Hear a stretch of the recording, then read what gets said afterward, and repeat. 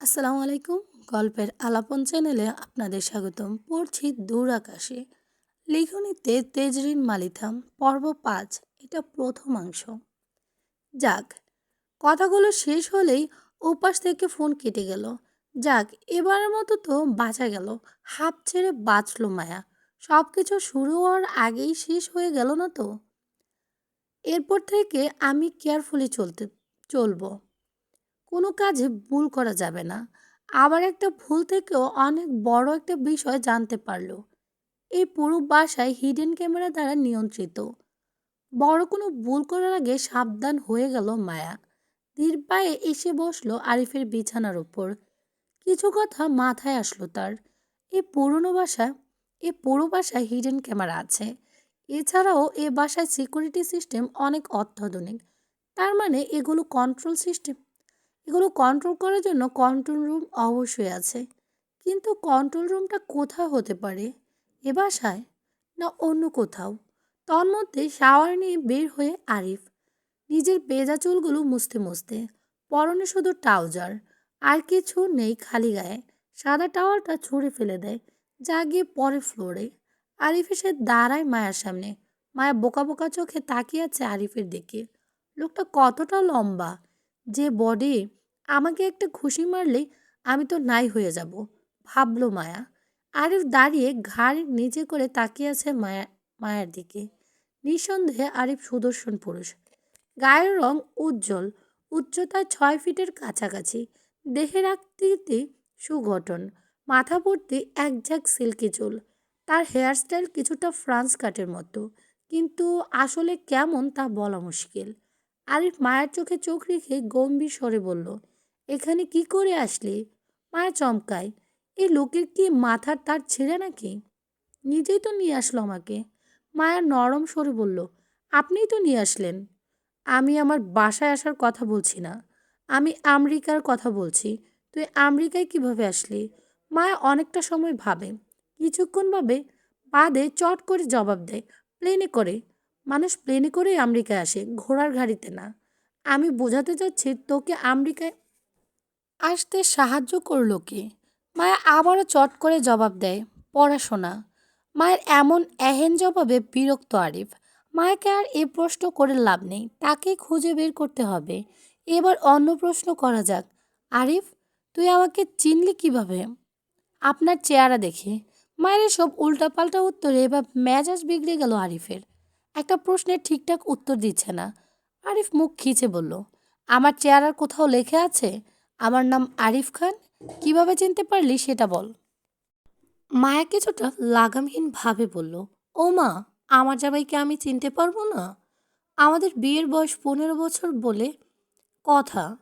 আরিফ নিজেকে শান্ত করে বাঁকা হেসে ভ্রু নাচিয়ে বলে, ও তাই বুঝি? তাহলে তুই মানিস আমি তোর হাজবেন্ড? শতাধিক মানুষের সামনে আপনাকে কবুল বলেছি, মানতে তো হবেই। মায়ের কথা শেষ হলে আরিফ মায়ের দিকে কিছুটা ঝুঁকে আসে। এতটাই কাছে আসে আরিফের নিঃশ্বাস মায়া শুনতে পায়। আরিফ শয়তানি হাসি হেসে বলে, বউ তাহলে চলেন বাসরটা সেরে ফেলি। আরিফ এতটা কাছে আসার দূরে সরে যায় মায়া। বলে, আস্তাগফিরুল্লাহ, ছি ছি, দূরে যান, অসভ্য লোক। আরিফ সোজা হয়ে দাঁড়িয়ে বলে, ছি, স্বামীকে কেউ অসভ্য লোক বলে? বাসর করবে না বলেই তো হয়।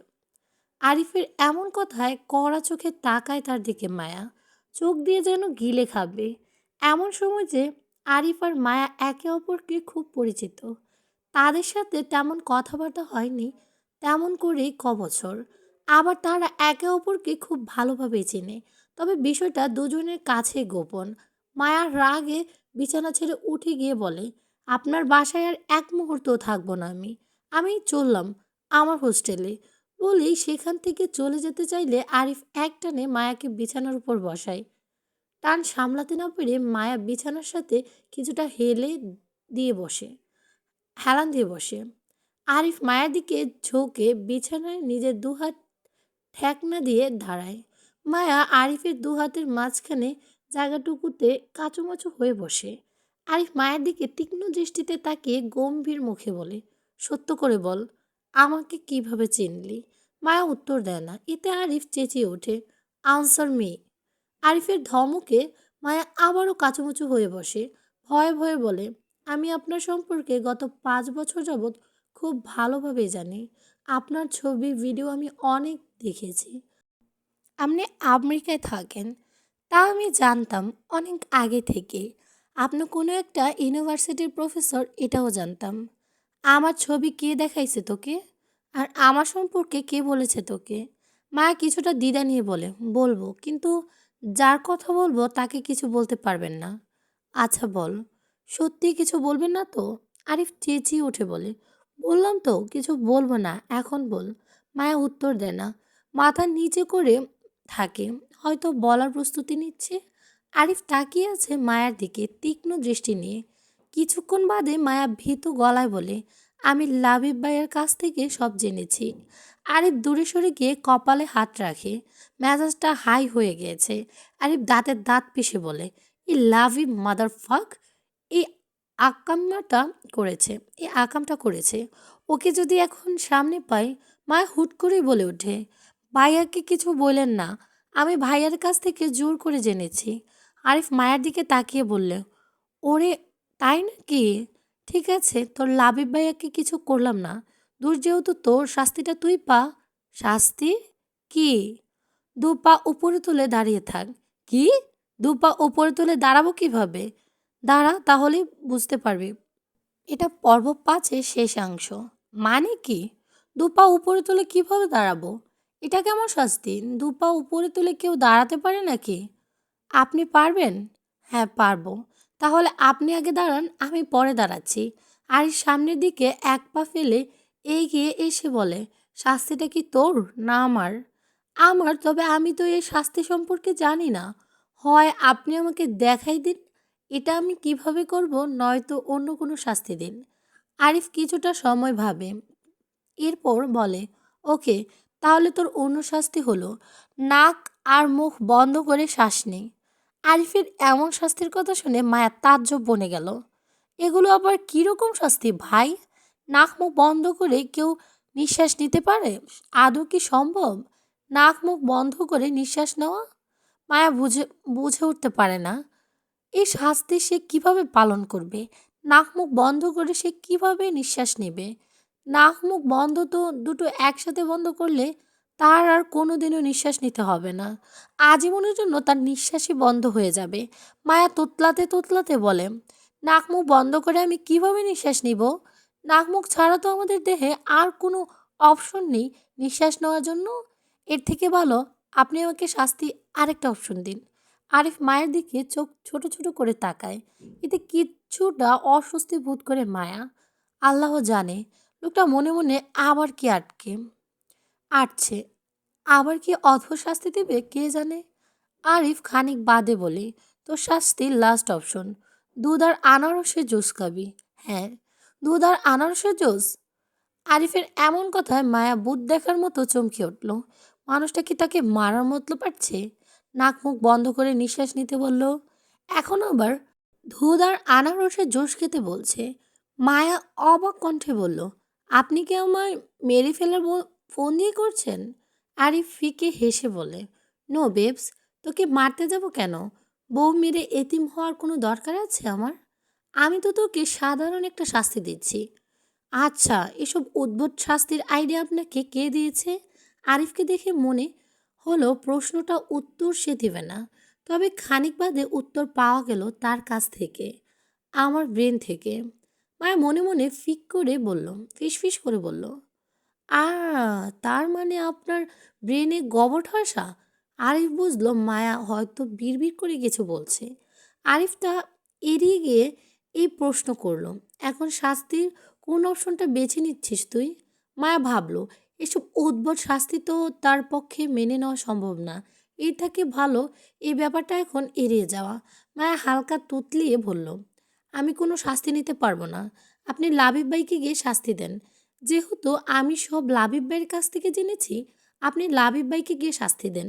উনি আমাকে বলল কেন, এটা ওনার ওনার দোষ। যান, ওনাকে গিয়ে শাস্তি দিন। আরিফ মায়ের কথায় কোনো উত্তর দেয় না। মায়ের দিকে কয়েকটা পলক তাকিয়ে বের হয়ে যেতে থাকে ঘর থেকে।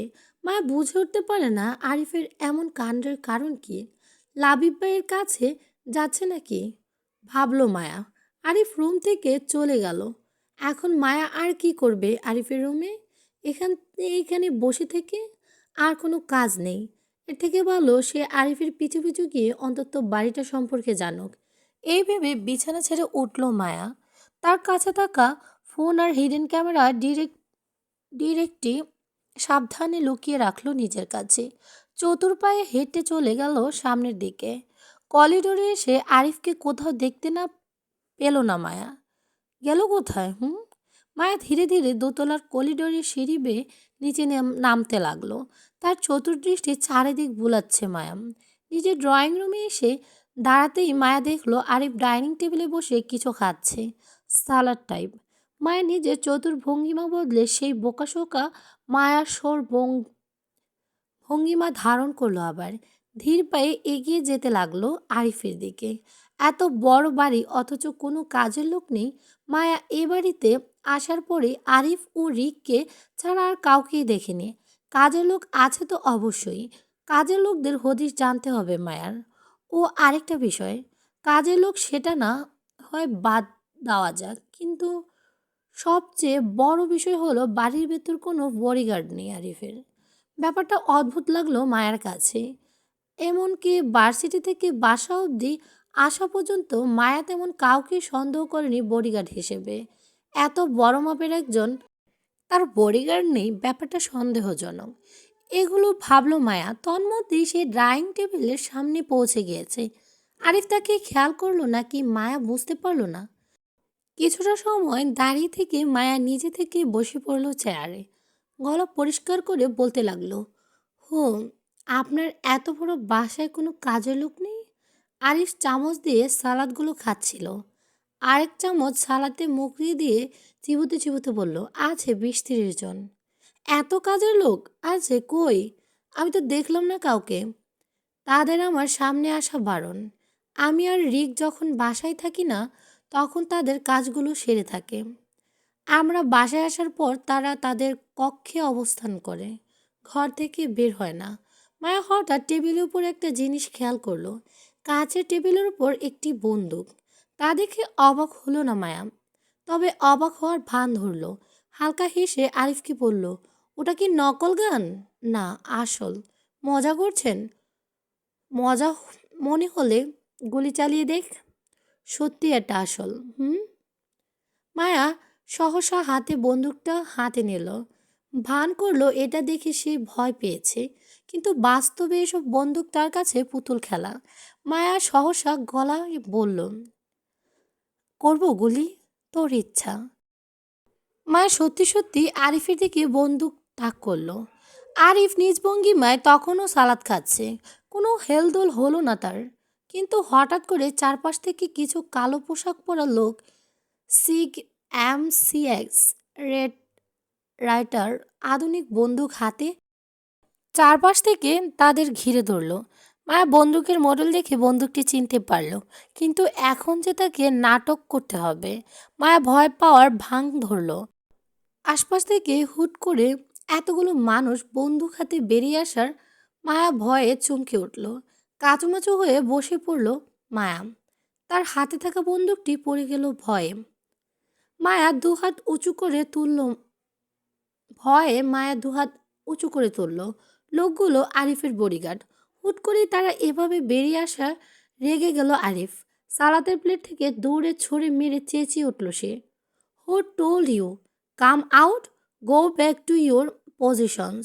You will not come out until I give the signal. আরিফের কথা হতেই সব বডিগার্ড আবার যেখান থেকে আসলো নিজ অবস্থানে আবার চলে গেল। তারা এতটা সময় বাড়ির ভেতরে লুকিয়েছিল। মায়া আরিফের উপর বন্দুক তাক করার তারা বেরিয়ে এসেছে। মায়া এতে মনে মনে বাঁকা হাসলো। মনে মনে বলল, যাক, এটাই তো চাচ্ছিলাম আমি। আরিফ মায়ার ভয় পাচ্ছে দেখে তাকে শান্ত করার জন্য বলল, ভয় পাস না, ওরা আমার বডিগার্ড ছিল। ও আল্লাহ, বাঁচাইছে! আমি তো মনে করছিলাম আপনি কোনো টেররিস্ট। এখন আমেরিকায় পুলিশ আমাকে ধরতে আসছে। আল্লাহ বাঁচাইছে। কথাগুলো বলে বুকে ফু দিল মায়া।